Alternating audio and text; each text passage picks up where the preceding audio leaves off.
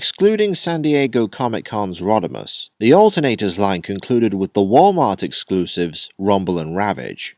And unlike the other Decepticons, which were repaints of Autobots, these two were brand new molds at the time. I looked at one over a decade ago, time to review the other.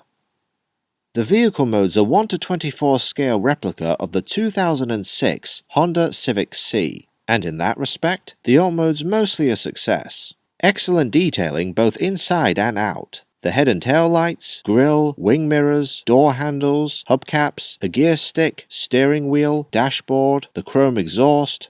I could go on.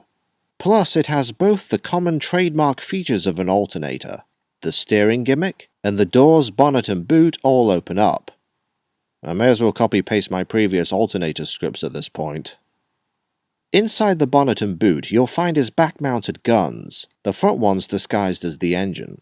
Yet despite there being tabs and slots, neither of them, especially the one in back, want to peg into place, hence why I say this mode's mostly a success.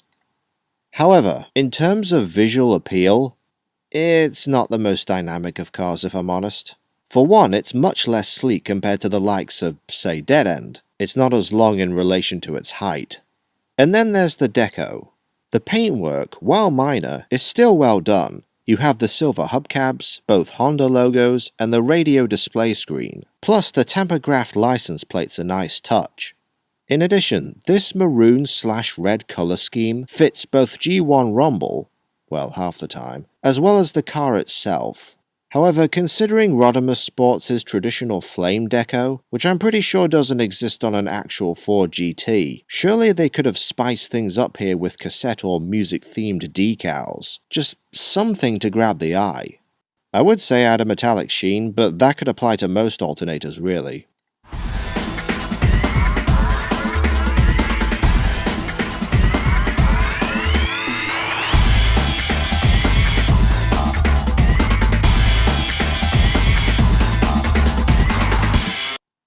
Rumble has one of the simplest transformations of the line. The end result? Well, whether you want to call this Rumble or Frenzy, it's definitely the humanoid Cassetticon design reimagined. You got your back-mounted guns, the head sculpt is very reminiscent of both the show and Gen 1 toy.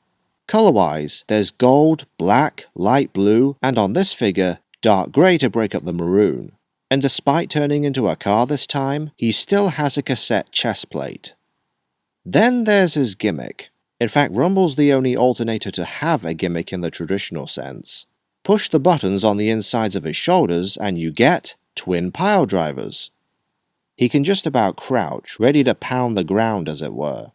Consequently, he has no forearms. And that's a shame. Considering how bulky his upper arms and shoulders are, you'd think they'd find a way for him to alternate between the two, or at the very least, have the pile drivers transform into arms and back, just like in the show.